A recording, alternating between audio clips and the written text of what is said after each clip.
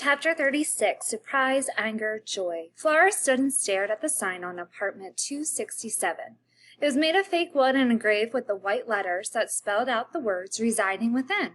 The doctor's Miss Cham. What was the apostrophe doing there? Did the doctor own the Miss Cham? And what was it with the exclamation marks? Did people not know what they were for? Surprise, anger, joy. That's what exclamation marks are for. They had nothing to do with who resided where.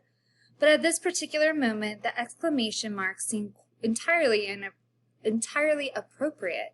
It was terribly exciting that the doctor, who didn't know how to use apostrophes, lived in apartment 267.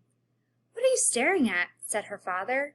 He was putting his key into the door of apartment 271, and he was laughing softly. "A doctor lives here," said Flora. "Dr. Miss Cham," said her father. "I'm going to see if he can help with Ulysses," said Flora.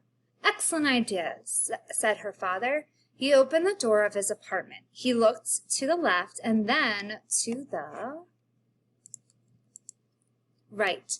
"Keep your eyes open for Mr. Claus," he said. "I'll join you in a bit." He slammed the door just as Flora raised her hand to knock on Dr. Miss Cham's door. But she didn't get the chance to knock. The door swung open of its own accord. An old lady stood there smiling, her dentures glowing white in the perpetual green twilight of the hallway. Someone inside the apartment was screaming. No, someone was singing. It was opera music. "At last," said the old lady. "I'm so glad to see your face." Flora turned and looked behind her. "I'm speaking to you, little flower." "Me?" said Flora. "Yes, you, little flower. Flower Belle, beloved of your father, Mr. George Buckman. Come in, little flower, come in." "Actually," said Flora, "I'm looking for a doctor. I have a medical emergency." Of course, said the old woman. "We are, all of us, medical emergencies. You must come in now. I've been waiting for so long." She reached out and yanked Flora over the threshold of 267 and into the apartment. The criminal element had a lot to say about entering the home of a stranger. They suggested that you do it so at your own risk, and that if you did make the questionable decision to enter the home of someone you didn't know, a door to the outside world should be left open at all times to facilitate a quick escape. The old lady slammed the door shut. The opera music was very loud now. Flora looked down at the hand that was on her arm. It was spotted and wrinkled. "Beloved?" thought Flora. "Me?" Chapter 37, Singing with Angels. He woke with a single giant watery eye staring at him. He blinked. His heart hurt. The gigantic eye was mesmerizing and beautiful. It was like staring at a small planet, a whole sad and lonely world. Ulysses found it hard to look away. He stared at that eye, and the eye stared back. Was he dead? He had been hit over the head with a shovel? He could hear someone singing. He knew he should be afraid, but he didn't feel afraid. So much had happened to him in the last 24 hours that somewhere along the way he had stopped worrying. Everything had become interesting as opposed to worrisome. If he was dead, well, that was interesting too. "My eyesight is not what it was," said a voice. "When I was a girl in Unremitting, I could read the sign before anyone else even saw the sign. Not that it helped me seeing things clearly. Sometimes it was safer not to see.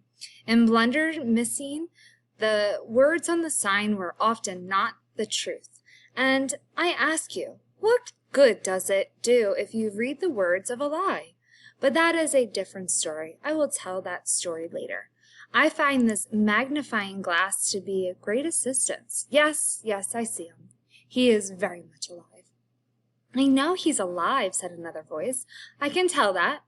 Flora was here with him. How comforting." Yes, I see. He is a squirrel." "For the love of Pete," said Flora. "I know he's a squirrel." "He is missing much fur," said the voice. "What kind of doctor are you?" said Flora.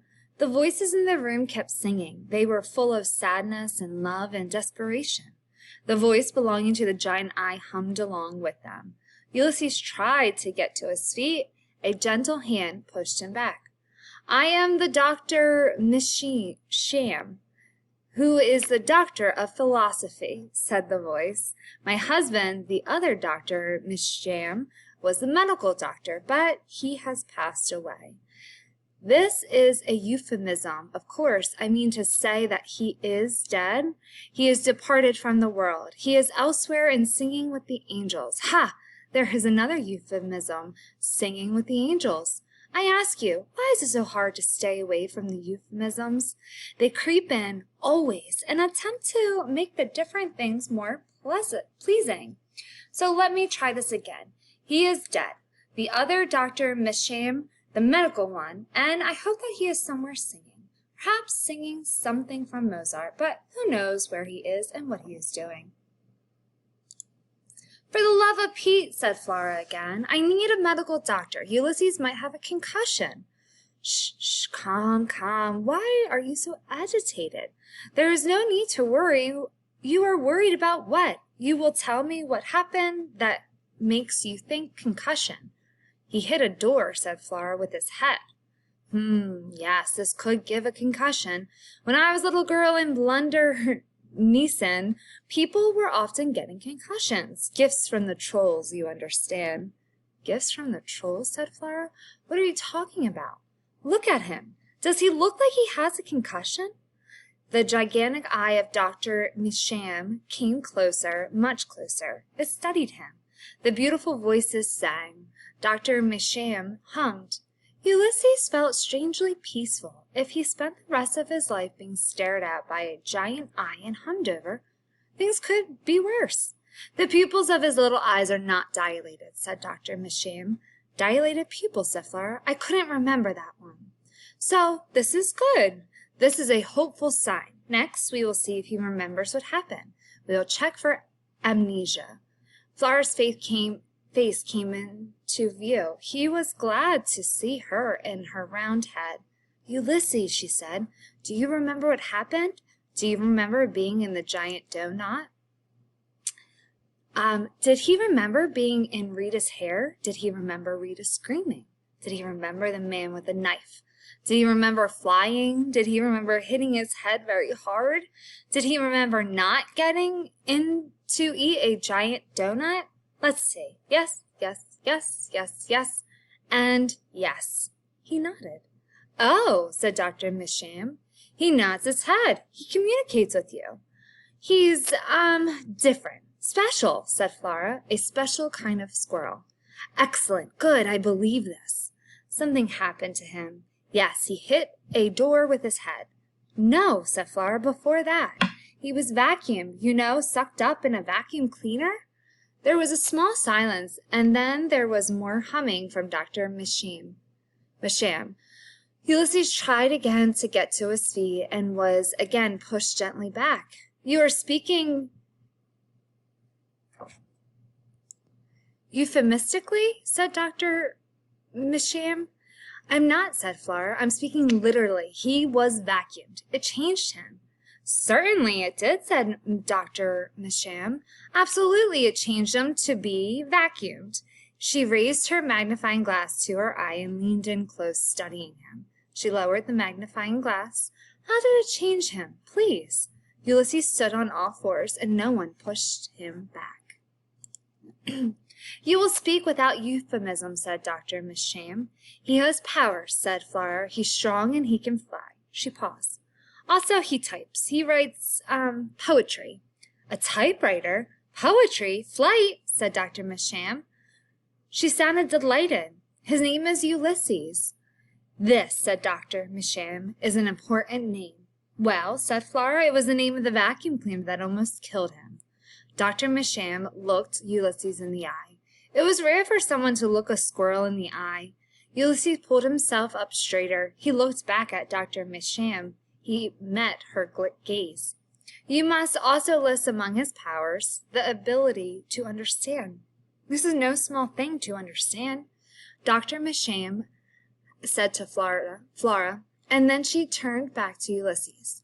You are feeling maybe a little sick to the stomach? Ulysses shook his head. Good, said Dr. Misham. She clapped her hands together. I'm thinking that Ulysses is not concussed. There is only this little cut on his head. Other than that, fine. Good, great. I am thinking that maybe the squirrel is hungry. Ulysses nodded. Yes, he was very hungry. He would like eggs sunny side up. He would like a donut with sprinkles. Chapter 38. Unremitting Darkness. You, said Dr. Misham to Flora, will have to have a seat on the sofa and listen to the Mozart, and I will go and make us some sandwiches. What about my father, said Flora. Shouldn't I tell him where I am? Mr. George Buckman knows where you are, said Dr. Misham. He knows that you are safe, so good. All is good. You will sit on that horsehair sofa, please.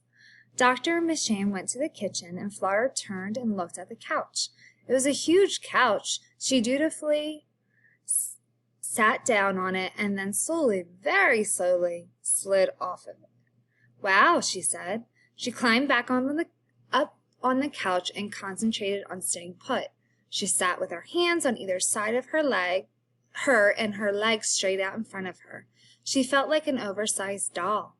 She also felt very, very tired and a tiny bit confused.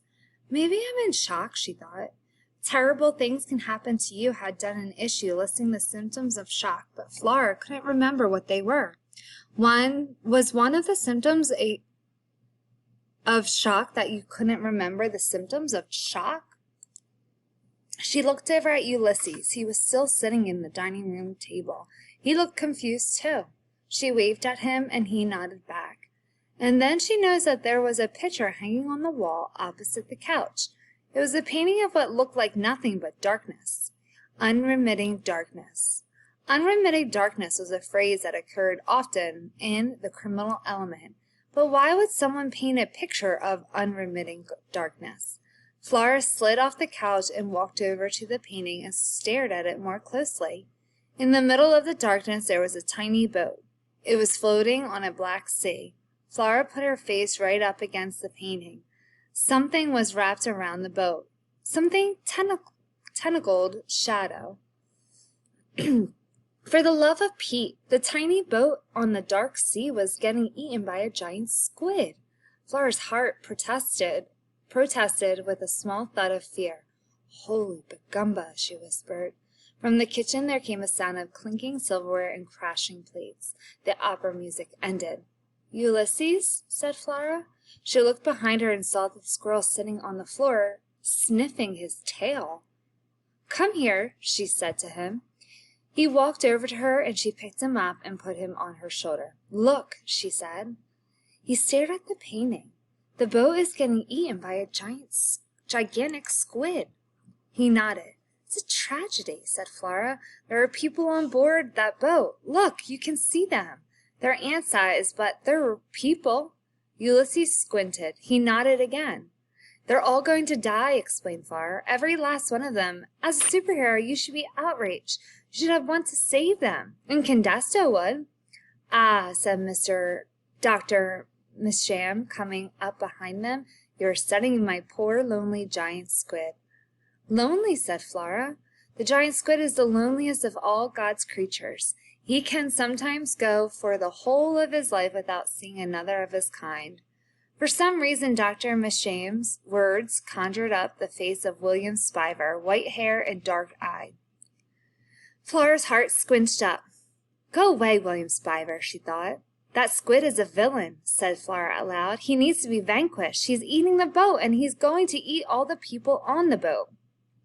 Yes, well, loneliness makes us do terrible things, said Dr. Misham, and that is why the picture is there to remind me of this. Also, because the other Dr. Misham painted it when he was a young and joyful. Good grief, thought Flora. What did he paint when he was old and depressed? Now you will sit on the horsehair sofa, please, said Dr. Misham, and I will bring out the jelly sandwiches. Flora sat down on the couch. Ulysses was still on her shoulder. She put her hand and touched him. It was warm. It was a small engine of warmth. warmness. The giant squid is the loneliest creature in all existence,